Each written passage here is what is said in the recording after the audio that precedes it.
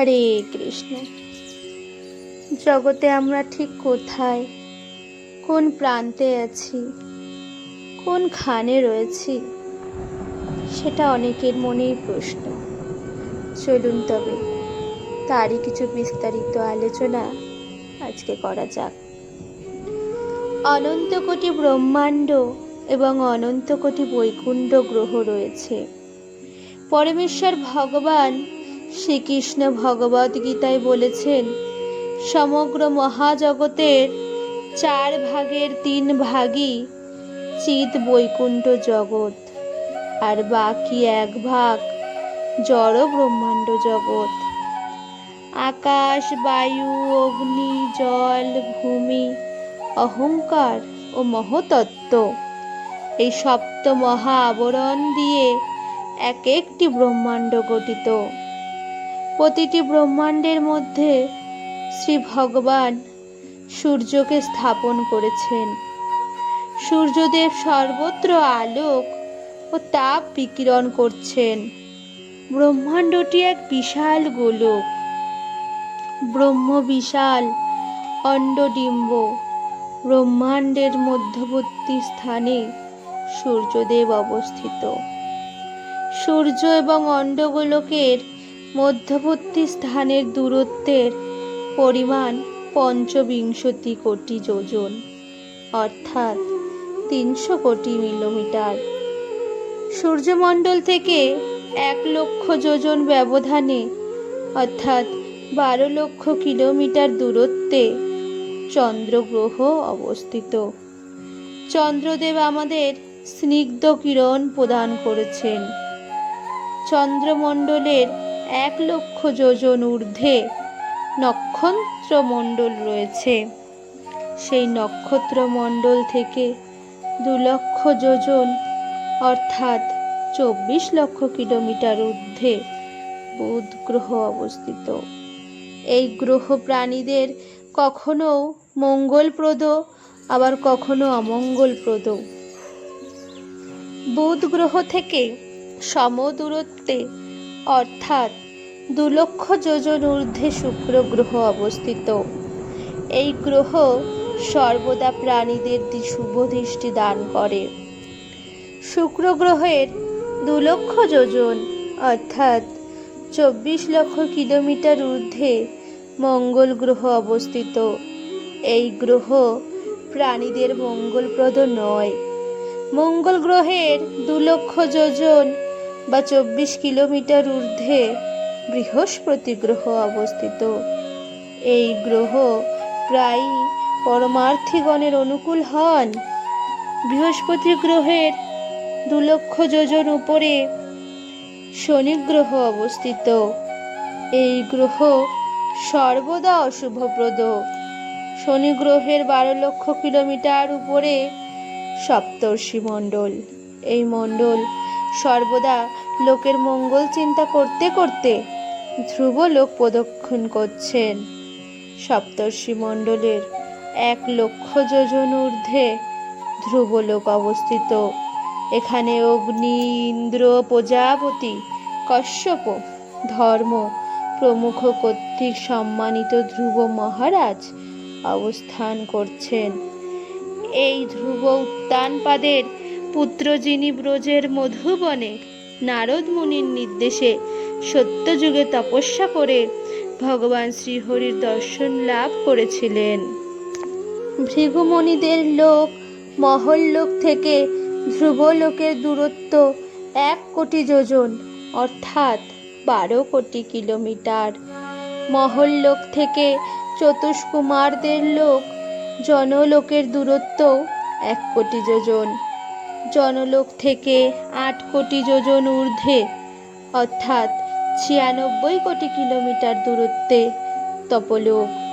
বৈরাজ ও দেবগণের বাসস্থান তপলোক থেকে 4 কোটি যোজন ঊর্ধ্বে, অর্থাৎ 48 কিলোমিটার দূরত্বে সত্যলোক অবস্থিত।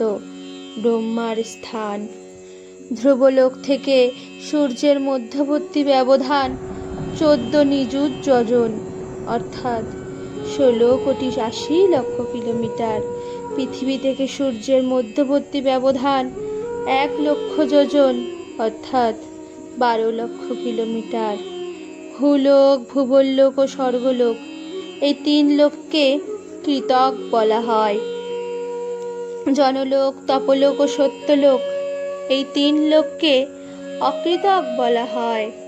মহল্লোক অর্থাৎ কৃতক ও অকৃতকের মধ্যবর্তী লোককে কৃতাকৃতক বলা হয়। কৃতক প্রতিকল্পে সৃষ্টি হয় ও ধ্বংস হয়, অকৃতক প্রতিকল্পে সৃষ্টি ও ধ্বংস হয় না। কৃতাকৃতক কল্প শেষে জ্ঞান শূন্য হয়, কিন্তু একেবারে বিনষ্ট হয় না। সূর্যমণ্ডলের 10,000 যোজন নিম্নে রাহু গ্রহ অবস্থিত। সূর্য ও চন্দ্রের অন্তরালে রাহুর অবস্থিতিকে গ্রহণ বলা হয়। রাহু গ্রহ অশুভ দৃষ্টি সৃষ্টি করে। রাহু গ্রহের 10,000 যোজন অর্থাৎ 80,000 মাইল নিচে সিদ্ধচারণ বিদ্যাধরগণের বাসস্থান। সেই সব বাসস্থানের অধোদেশে যক্ষ, রাক্ষস, ভূত প্রভৃতি সমস্ত ভুবরলোক। ভুবরলোকের 100 যোজন অর্থাৎ 1,200 কিলোমিটার নিচে ভূলোক বা পৃথিবী, যেখানে আমরা বাস করছি।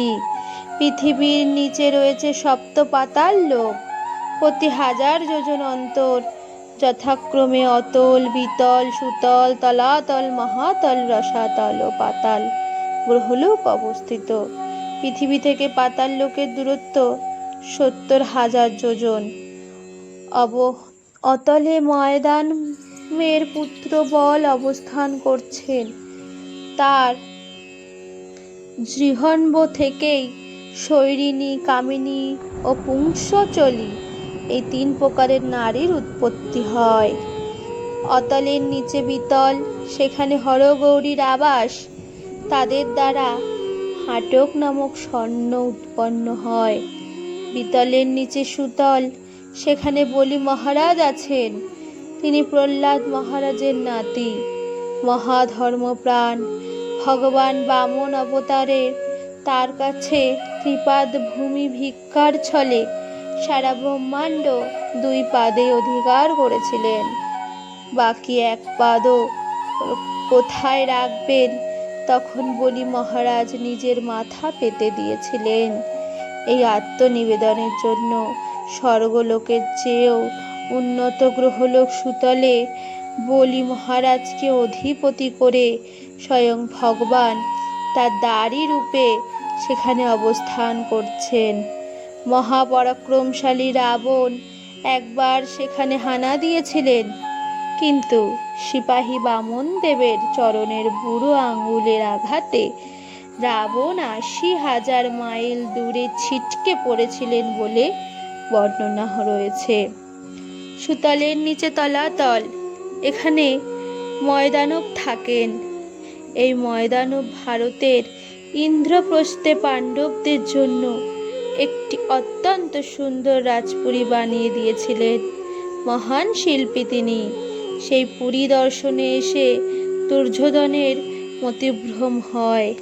তলাতলের নিচে মহাতল, এখানে অসংখ্য গর্তের স্থান। সেই গর্তে দৈত্য ও দানবের বাস। মহাতলের নিচে রসাতল, এখানে বহু ফণাযুক্ত জ্যোতির্ময় মণি সম্পন্ন সর্পদের অবস্থান। তাদের মাথার জ্যোতিতেই গ্রহলোক আলোকিত। সূর্যের আলো নিম্ন লোকগুলিতে প্রবিষ্ট হয় না।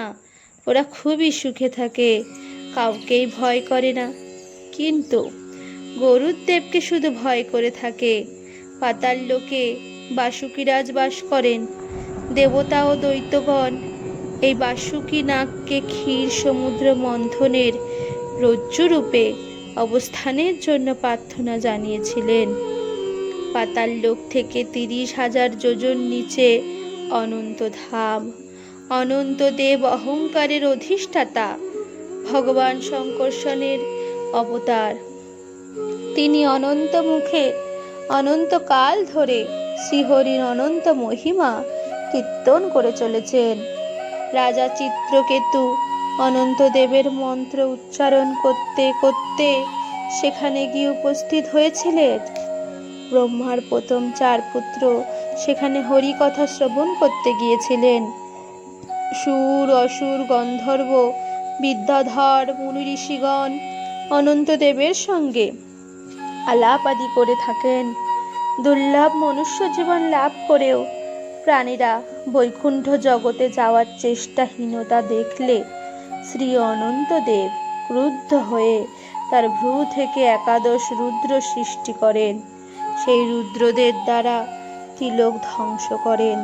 পৃথিবীতে ধর্মপরায়ণ কামী, কর্মী ও গৃহস্থগণ ভূলোক, ভূবল্লোক ও স্বর্গলোকে গমনাগমন করেন। নিষ্ঠাপর, নিষ্কাম, ব্রহ্মচারী, সন্ন্যাসী ও তাপসগণ মহল্লোক, জনলোক, তপলোক ও সত্যলোকে গমন করেন। পৃথিবী থেকে ক্রমশ ঊর্ধ্ব দিকে ভূবল্লোক, স্বর্গলোক, মহল্লোক, জনলোক, তপলোক ও সত্যলোক অবস্থিত। সত্যলোকে শ্রী ব্রহ্মার আবাস। ব্রহ্মার একদিনের মধ্যেই স্বর্গলোক অবধি প্রলয় হয়ে যায়, পরদিন আবার সৃষ্টি হয়। মর্ত্যলোকে ভগবানের লীলা বিলাসের মধ্যে যেসব ভগবত বিরোধী অসুরেরা শ্রীহরির হস্তে নিহত হয়েছেন, তারা ব্রহ্মলোকের ঊর্ধ্বে বীর্যার ওপরে জ্যোতির্ময় ব্রহ্মধামে গমন করেন। সেই অবস্থাকে বলা হয় ব্রহ্ম সাযুজ্য মুক্তি। ভগবানের জ্যোতিতে তারা ব্রহ্মানন্দ লাভ করে থাকেন। ব্রহ্মজ্যোতি স্তরের ঊর্ধ্বে রয়েছে অনন্ত বৈকুণ্ঠ ধাম। সেখানে পরম ঐশ্বর্যপ্রিয় ভক্ত, শুদ্ধ ভক্ত, প্রেম ভক্ত, প্রেমময় ভক্ত, প্রেমাতুর ভক্তরা গমন করেন। বৈকুণ্ঠে চতুর্ভুজ নারায়ণ থাকেন। সবাইকে দেখতে লক্ষ্মী ও নারায়ণ মতো অপূর্ব সৌন্দর্যময়। সেই নারায়ণ ধামের ঊর্ধ্বে শ্রী গোলক ধাম অবস্থিত। যারা ব্রজের আনুগত্যে শ্রীহরির সেবায় রয়েছেন, পরম মাধুর্যগত ভক্তগণ সেই গোলক বা কৃষ্ণ ধামে গমন করেন। শ্রী শ্রী রাধা কৃষ্ণের নিত্য লীলাস্থলী, নিত্য আবাস। সেই সর্বোচ্চ লোকে উন্নীত হওয়ার জন্য পরম ভক্তির পরাকাষ্ঠা শ্রী রাধা রানীর প্রেমভাব নিয়ে প্রেম পুরুষ শ্রীকৃষ্ণ পৃথিবীতে ভক্তরূপে অবতীর্ণ হন। শ্বেত বরাহ কল্পে বৈবস্তত মনন্তরের অষ্টাবিংশতি চতুর্যুগের কলির প্রথম সন্ধ্যায় গ্রহ গৌর হরি রূপে তিনি গোলকের প্রেমরত্ন শ্রী হরিনাম সংকীর্তন প্রচার করে ধন্য কলির জীবদের তার ধামে নেওয়ার সুদুর্লভতম সুযোগ সৌভাগ্য দান করেছেন, যা 14 ভুবনের মধ্যে সেই যুগ সুযোগ কখনো পাওয়া যায় না। অবশ্য ভক্তিতত্ত্ববিদগণ বলে থাকেন যে শ্রী গোলকের 2 ধাম কৃষ্ণলোক ও গৌরলোক। যে ভক্তগণ কেবল ব্রজের আনুগত্যে শ্রীকৃষ্ণ সেবায় তৎপর, তারা কেবল কৃষ্ণলোকে গমন করেন।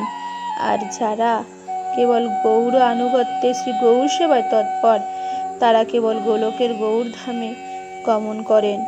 আর যারা ব্রজ গৌয়ের এই ঐক্যগত ভক্ত, তারা যুগপথ উভয় লোকে গতি লাভ করেন। সেটি আরও অনেক বেশি চমৎকারিত্বের ব্যাপার। যে সমস্ত মানুষ পৃথিবীতে অবস্থানকালে শাস্ত্রবিরুদ্ধ আচরণ বা পাপাচার করে চলেন, তাদের পাতাল লোকের দিকে যে গ্রহলোকে উপযুক্ত দণ্ডভোগের জন্য গতি হয়, সেই গ্রহের নাম নরক। সেখানে সূর্যদেবের পুত্র যমরাজ অবস্থান করছেন। পৃথিবী থেকে সেই যমপুরী বা নরক গ্রহের দূরত্ব 7,92,000 মাইল। বৈদিক পুণ্য আচরণকারী মানুষ স্বর্গলোকে গমন করেন। ভূবরলোকের উপরের দিকে স্বর্গলোক অবস্থিত। পাপ ও পুণ্য মিশ্র আচরণকারী সমস্ত হিসাব যমরাজের হিসাব রক্ষক শ্রী চিত্রগুপ্ত লিপিবদ্ধ করে থাকেন। মৃত্যুর পর সব কিছু বিচার করে আমাদের কোনো শাস্তিও কোনো পুরস্কার সব ব্যবস্থাই যমরাজ করে থাকেন। কিন্তু যারা কলিযুগে গৌর হরির হরিনাম সংকীর্তনে ব্রতী হবেন তাদের গতি যমপুরীতে নয়, বিষ্ণুদূতগণ তাদের সরাসরি ব্রহ্মাণ্ড ও ব্রহ্মজ্যোতি স্তর পেরিয়ে বৈকুণ্ঠ জগতের দিকে নিয়ে যাবেন। ভক্তির বিভিন্ন প্রকার ভেদ রয়েছে, সেই অনুসারে তাদের গতিও বিভিন্ন প্রকার হয়ে থাকে। যাই হোক, শ্রীমদ্ ভাগবত বদাদি বৈদিক শাস্ত্রসমূহ ক্রমশ আলোচনা করতে করতে আমরা ত্রিকালজ্ঞ মহর্ষি শ্রী ব্যাসদেবের সিদ্ধান্ত কিঞ্চিত উপলব্ধি করতে পারব।